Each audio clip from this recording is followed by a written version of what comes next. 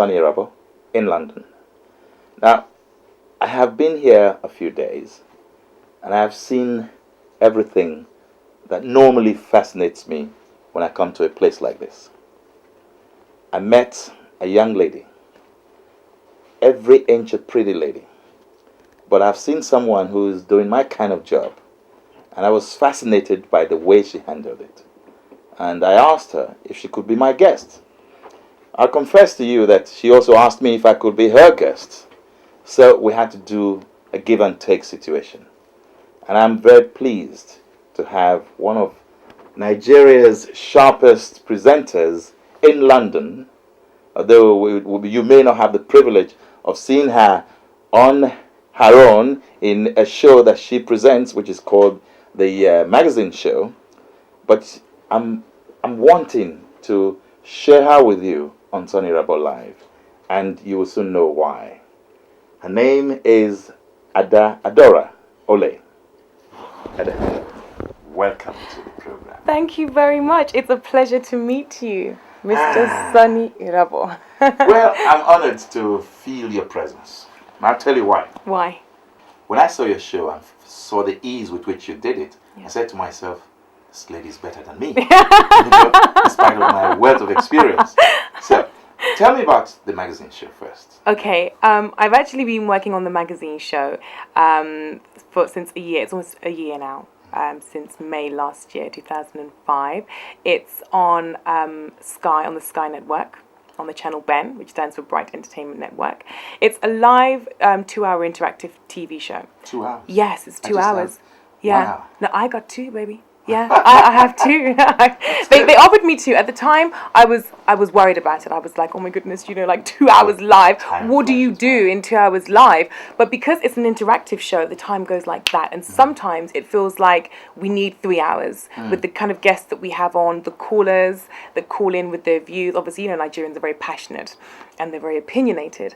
So they all call in, and sometimes I'll be like, yes, ma, yeah, and they say, Adora, hey, and they'll talk for like 10 minutes of the time before I can even get back to the guests. So it's, it's very, it's How do you live. manage that, by the way? When somebody goes on and on, how do you... Well, I like to give everybody time because I have time and I host the show and I can feel their passion. So depending on the topic and the passion behind it, I let them run a little bit. But there has to be a time where I'm like, look, I'm really sorry. We hear you. Thank you for your contribution, but we have to move on because we have other callers waiting as well. And depending on the topic, everybody wants to have their say. So we have to keep things moving quite quickly.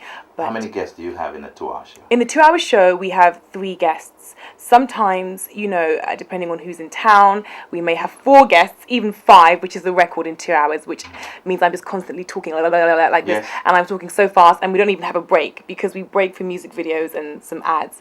But depending on the number of guests, sometimes we have no time to do that. What type of guests do you get? It's varied. We talk to amazing people like yourself, veterans in the media business. We speak to diplomats.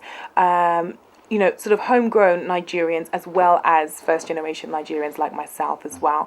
So, it's a variety show. So we talk about people who are interested in music, writers, playwrights, comedians, people who have their own beauty, cosmetics line, established journalists, established writers, and musicians as well. So it is pretty varied. And that's the beauty of the show because I get to talk to a whole host of people, different people. Have you ever been accused of not doing something right? No. Never? No. That's a lucky one for you. Yeah. Okay. I haven't been in the game as long as you have, so, maybe 1 year is a long time enough to touch on the wrong issue, Sure. Right. Have you had politicians? Wow, okay, that's a good question. Yeah, I think I'd like you to get I don't really delve into politics as much, Why you should change it yourself? Well, no, because being, first-generation Nigerian, being born and raised here, I don't feel that... I like to talk with authority on things that I know. And I know a little about a lot. Talk to me about handbags, makeup, shoes. I know it, And then other things that I learn as well. Whoever I talk to, I learn about what they do, their profession, their backgrounds. So I can talk with authority because I kind of dip my toe into Nigeria every so often. I don't think that qualifies me to sort of talk about the current government and so on. As a Nigerian, you're qualified to delve into anything, any issue, as long as you're bona fide Nigerian. Okay, which I am. Good. Okay. And then the other thing is, I see you, and I'm curious about your background. Okay. What is your background? My background is law. I studied law and media as well. And I also studied public relations and journalism as well at the same time. 1, 2, 3, Yes. 4, all for you. Yeah, but the thing is, I've always had a passion. It's my desire to do what you're doing. You know, I look at you, people like Larry King, Oprah Winfrey. You know, these are... Please, can you add Soni Irabor along Soni Irabor. I said you were first. I said you. I said you, Larry King, Oprah, in that order.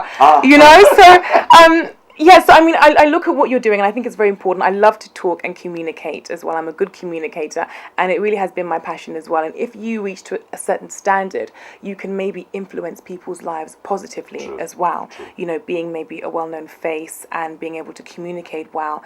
And I think it's important, being a young Nigerian living in London, to project the right kind of image, because a lot of us don't seem to know what is back home. And I include some of my friends in that as well, sadly. We don't really want to know. We don't want to know. We're kind of arrogant with the fact that we've had really good educations, good upbringing, and Nigeria is this kind of place, you know, that's chaotic place that we really can't fit into. That's the image, yes. I mean, that's not my own personal image now, but what I'm saying is, generally speaking, I mean, we're quite fearful. You know, we're happy with what we have here. So what do you think? Because I thought I overheard you say you've been to Nigeria a few times, yeah? Yes, a few times last year. Now, when you went to Nigeria, what did you see? Wow. What was your experience like? Okay, I have to say, when I went to Nigeria last year for the first time in about good 7, 8 years, it was a long time, and I'd never been unaccompanied, so I'd always gone with my parents, and I'd never gone like just with a girlfriend. You know, it's just not the done thing. It's kind of, you know, that's where you're from, it's where your grandparents are from, your parents. You know, there's lots of respect when you go to Nigeria. You don't go to hang out and be cool and have fun, which is what I learned last year. And I was like, oh, right. So there is a culture, there is a youth culture, and it's so much more happening than in London to a certain degree. I mean, I saw things that you just didn't even think were there or available, and then when you come back and talk about it in London, people are like, which Nigeria, which Lagos did you go to? Is it the same one that I went to? I'm like, it sure is, because you know, just things like the movie theaters, you know, just hanging out on the beach, going to clubs, going to amazing restaurants as well. I mean, I've been to them all, and they are fantastic. So it's good fun. I mean, so that changed your impression. It creates a very good impression. It creates a good image, and it also gives you, as a Nigerian as well, the buzz and enthusiasm to want to contribute to that. It's quite easy to say, oh, I don't really go to Nigeria. But when you go and you see things happening, obviously it's not as developed as London, obviously, but you feel at home, and there are things rapidly growing which you should be a part of, which is what I'm trying to kind of publicize through, the magazine show. I want to sort of make people aware, like myself, who are kind of like, Lagos or Nigeria shy, that you know what, you can participate, you can get involved, there are things happening. No one's saying, oh, pack up, pack up and leave. No one's saying that, but, dip your toe in every once in a while, go home, see what's happening, because you need to, you need to know what's going on. Did you do a program while you were in Nigeria? Okay, I'll confess, I was supposed to, but I was too busy having fun, so I didn't really get around to doing any work. Mm-hmm. But it's kind of that's the main goal. I'm going to invite you to Nigeria. Okay. Next time, take a camera with you. I will do. So I do. What you're saying will tally with what the people will see. Yeah. Yeah. Definitely. I mean, that's the direction of the magazine show. It's been going about 11 months now, so I've sat down with the producers at Ben, and that's very much what we want to promote. Do you have any plan to do an anniversary edition? Yes. I think you should. Yes, definitely. It will be fun, because you'll that's see a good the idea. First time you started it, and what you are now. Yeah, exactly. Big gap. Exactly. I want to fill it full of, positive young Nigerians as well, because I have friends who schooled over here and now living in Lagos, for example, just to show them that, it can be done. Like I said, nobody's saying pack up and go, because you may not know the structure, but you need to know. So just in case, if you have a business idea or that you need to develop or have the desire to develop, you know where to start feeding your way. Let's look at some of the things that may probably attract you or fascinate you about Nigeria and Nigerians. What will it be? I think the business opportunities and knowing that you are home. There's kind of a different feel about Nigeria, which I I urge everybody to kind of experience, because it really is very, very different. You know, the opportunities, the climate for one, you know, it's just like you don't have to wear a winter coat when it's supposed to be summer. You can feel free, and there's an energy as well. And I think it's important for young Nigerians to be a part of that growth, because if you don't, you'll miss it. You know, because there's no point sitting back and letting everybody else do all the work, and Right. you know, and saying, yes, you know, I don't mind going to Nigeria one day in like 50 years time when everything's done. You know, be a part of the change, you know, be a part of it. If you can do it, You're be a a part good of it. ambassador of Nigeria. But you know, but then, you know, we go to good schools, and even if you're not going to one of, like, you know, the main universities, you have a university degree. The most, I mean, the basic. Yes. Basic Nigeria, and but the majority of us have university degrees, you know, intimidating qualifications that you can put to good use. Whereas over here, sometimes you're struggling against everybody else, and you may not need to. Whereas if you channel what you're doing with your degree, go back to Nigeria 6 months to a year, you can do a work placement Would you somewhere. like to practice law? Or you remain in broadcasting? But you just said that I'm good at what I do, so I think Yes, I'm you are gonna. good. No, Yes, you're good in everything you do. So, law, No, you're thank talking you. like a good lawyer. Thank you, but I mean, this is my passion. I mean, I have sort of thought about pursuing law, but I think if the urge takes me, I'll probably do it and run with it. But for now, Let me warn you. yes, We had a great broadcaster, CNN Orwell Brown. yeah, She just dropped the microphone and the camera, went straight to law school, and today she's one of the good lawyers around. Yes, and she's yes. still doing what she knows best. Yeah. So there is always a balancing act Sure, somewhere. no. And what do you call that? A backbone, something yep. to fall No, back I on. understand. Yeah? I understand. Good. So another poser. Okay. Nollywood. Yeah. How much do you know about Nollywood? I know a lot more now than I did a year ago. Put it that Okay. way. I know a lot more now. I've actually met a Nollywood star. I'll tell you how I know about it, because on the show we were promoting an event called the Afro Hollywood Awards, and we had an Afro Hollywood expert come on the show.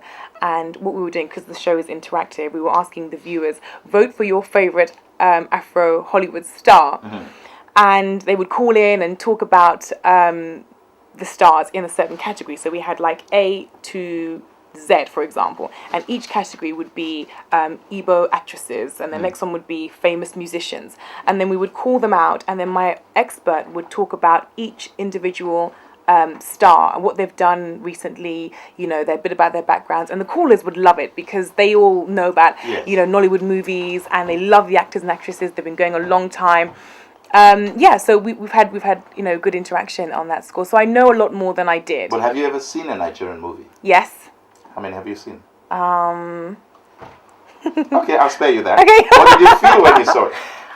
I like it makes me laugh because you know, Nigerians are very animated, and you know, the production values aren't maybe as good Okay. as you know, Can be expected. can be expected. I mean, I'm used to sort of watching a lot of, you know, Hollywood blockbusters. I go to the movies. I mean, what I like about Nigerian movies, you say hello, and then they knock the door. You know, it's kind of the reverse.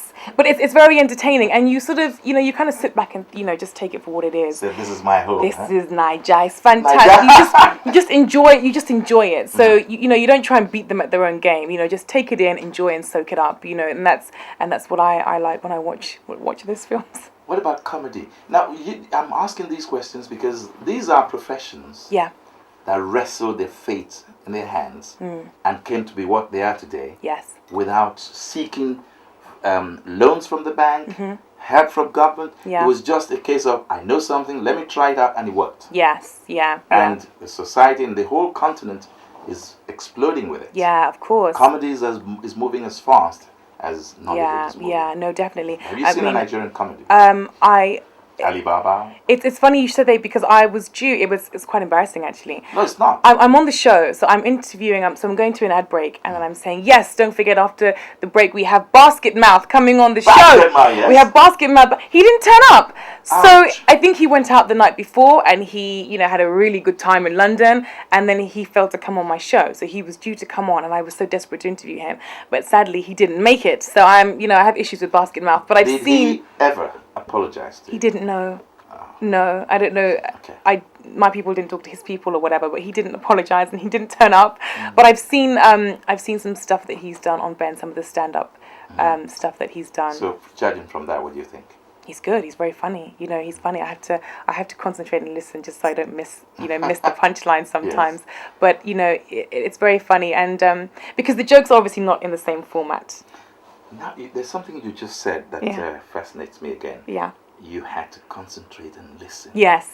Now, what do you see of Nigerian English accent in terms of grammatic usage, dialectal influence or intrusions, and accent itself? The Nigerian accent? Mm-hmm. English accent. The Nigerian English accent. Well, it's very funny because in Nigeria, there's I can't remember the comedian's name, but there's this comedian that says you can always tell. You say what? A comedian said that you can always tell an Igbo man if he's been to London. Yes, go on.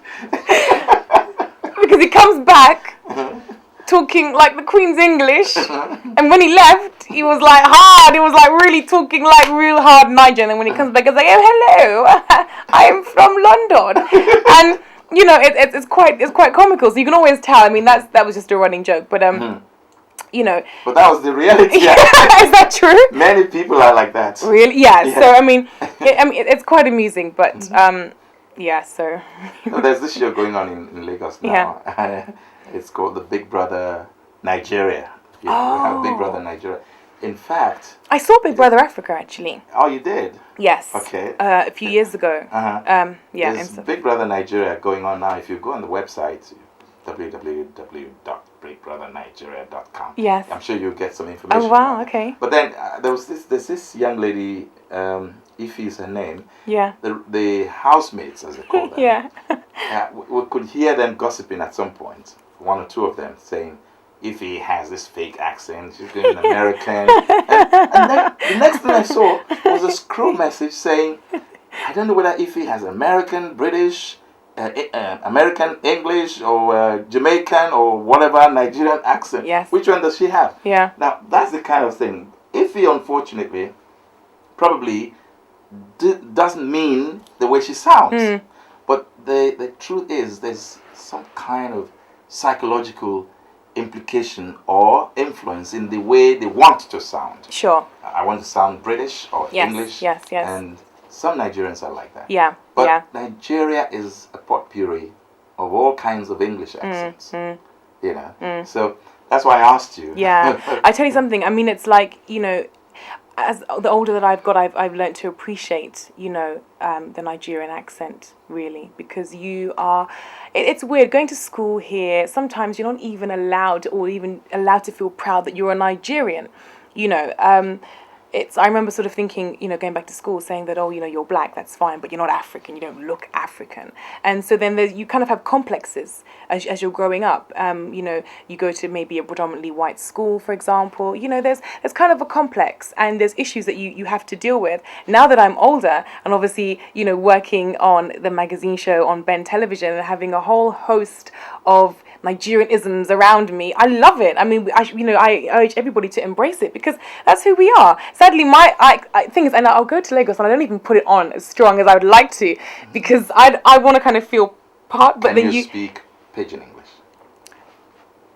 You sabi speak? Yeah, I do well.